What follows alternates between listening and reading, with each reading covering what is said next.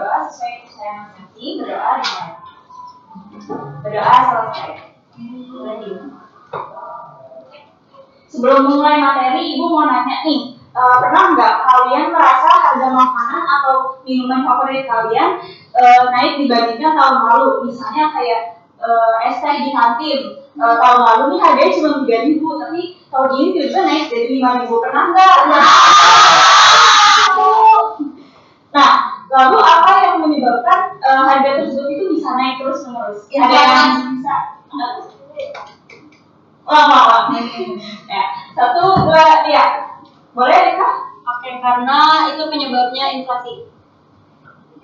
Iya, betul. Selain itu ada yang bisa menjelaskan ini? Boleh, bisa? Karena bahan bakunya naik, terus permintaannya jadi meningkat. Oke, jawabannya cukup menarik ya. Nah, dari jawaban Rika dan juga Rizda, maka dalam ilmu ekonomi kita menyebutnya dengan inflasi. Di sini terdapat tujuan pembelajaran yang akan dicapai pada materi kali ini. Apa itu inflasi? Jadi, inflasi adalah suatu keadaan di mana terjadi kenaikan harga barang dan jasa secara umum dan terus-menerus dalam jangka waktu tertentu. Nah, di sini Ibu tekankan dua hal ya, yaitu secara umum dan terus-menerus. Kalau misalnya harga barang yang naik itu cuma satu barang, kayak misalnya harga cabai yang naik pada musim hujan. Nah, itu belum tentu inflasi. Jadi harus secara umum dan terus-menerus. Contohnya kayak harga beras, harga minyak, dan harga biaya listrik naik nih secara terus-menerus. Nah, itu baru disebut dengan inflasi. Lalu, inflasi mengurangi daya beli masyarakat karena uang yang dimiliki menjadi tidak mampu membeli barang sebanyak sebelumnya. Contohnya kayak waktu dulu dengan uang 50.000 kita bisa beli banyak barang. Tapi sekarang dengan nilai yang sama, barang yang kita beli ini tidak sebanyak yang sebelumnya. Nah, selanjutnya apa sih penyebab terjadinya inflasi? Yang pertama yaitu demand pull inflation, yaitu permintaan meningkat. Contohnya kayak waktu menjelang Lebaran, pasti anak-anak nih pada beli baju Lebaran ya nggak sih? Ya. Nah, ya semua orang pasti pada membeli baju, terus membeli makanan dan juga tiket mudik kan. Nah, itu di mana permintaan akan meningkat dan barang yang tersedia hanya itu saja. Jadi harganya juga akan menaik. Nah, yang selanjutnya cost inflation. Inflasi terjadi karena kenaikan biaya produksi. Ada satu orang yang bisa menyebutkan contohnya? Saya, Bu. Boleh? Jadi contoh itu kayak kali ini kita alami harga BBM kan naik, jadi itu untuk produksi barang, untuk ongkosnya juga naik, sehingga pabrik harus bayar lebih mahal. Kita sebagai pembeli juga merasakan kenaikan harga tersebut karena dari biaya produksinya. Betul sekali. Nah, itu contoh dari cost inflation ya, anak-anak. Nah, yang selanjutnya jumlah uang beredar meningkat. Misalnya pemerintah ini mencetak uang dalam jumlah banyak, tetapi kesediaan barang hanya itu saja. Nah, berarti nanti nilai uang itu akan menurun dan harga barang semakin meningkat. Oke, next.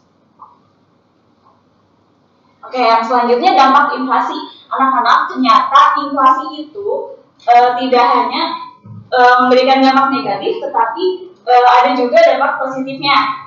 Jadi dampak positifnya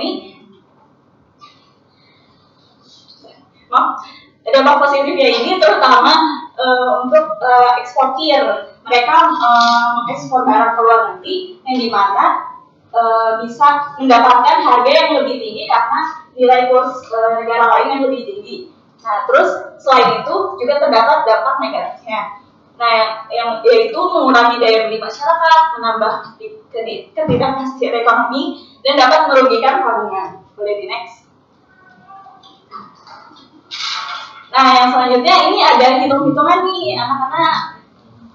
Itu laju inflasi dan cara mengukurnya. Boleh ada yang ingin membacakan?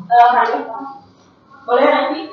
Laju inflasi dan cara mengukurnya. Laju inflasi menunjukkan misalnya persentase kenaikan harga yang terjadi dalam suatu periode tertentu. Indeks harga konsumen atau IHK mengukur rata-rata perubahan harga barang dan jasa yang dikonsumsi rumah tangga dari waktu ke waktu. Untuk rumusnya sendiri, laju inflasi sama dengan IHKN dikurang IHKN minus 1 dibagi IHKN-1 dikali 100%. Oke, bagus. Jadi laju inflasi ini dihitung dengan menggunakan indeks harga konsumen. Nah, selanjutnya itu ada contoh sederhana.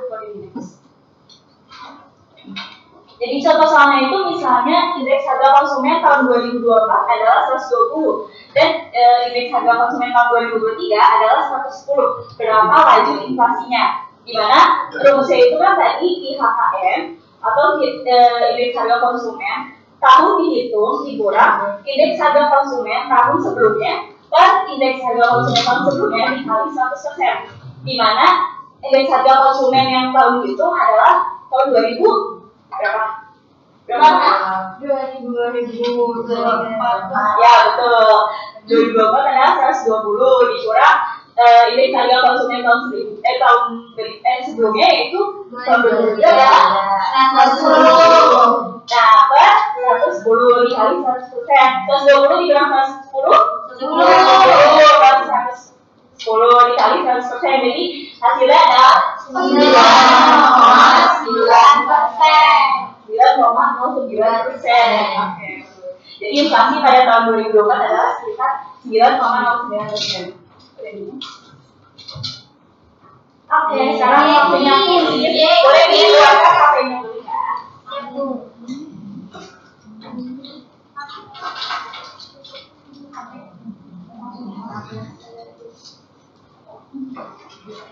Sebentar ya.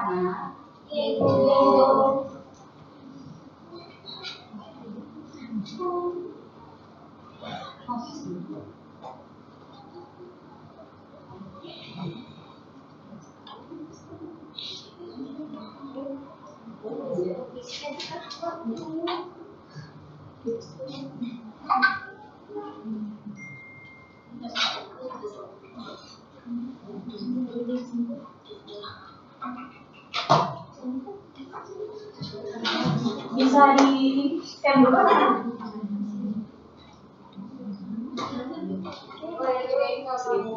Iya, sebentar ya.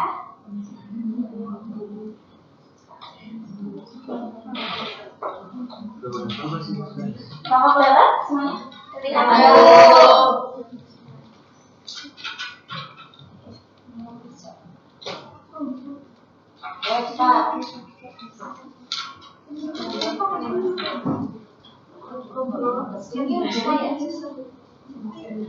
Oke, ibu mulai ya.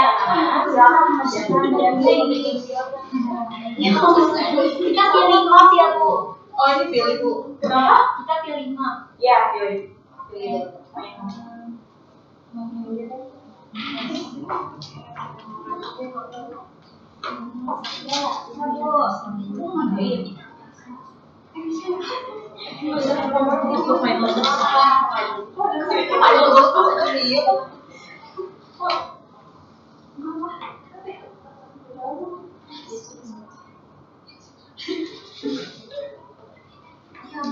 Saya mau bahasa Inggris juga. Saya waktunya mau bikin Saya bahasa Inggris sebentar Bu.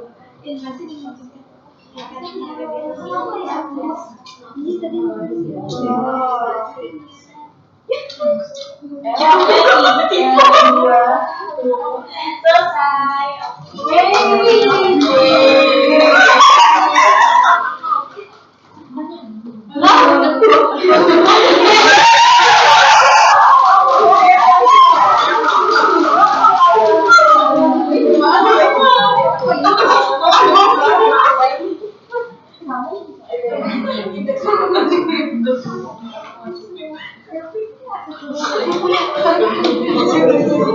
Jadi di atas ada hadiah dari ibu ya. Alhamdulillah. Selanjutnya yang ingin membaca kesimpulan? Boleh? Inflasi adalah kenaikan harga barang dan jasa secara umum dan berkelanjutan yang menyebabkan daya beli masyarakat menurun. Inflasi disebabkan oleh faktor permintaan, biaya, serta uang beredar. Tingkat inflasi diukur menggunakan indeks harga konsumen sebagai dasar penyusunan kebijakan untuk menjaga kestabilan perekonomian.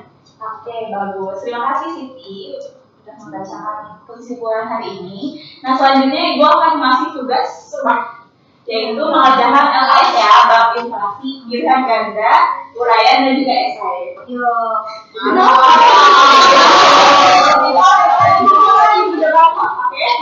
ditulis gak? Ditulis dulu. Ya, gak usah nanti Kamu harus ya.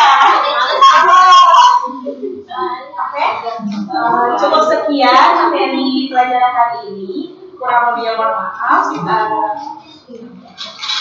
Sekian dari Ibu. Wassalamualaikum warahmatullahi wabarakatuh.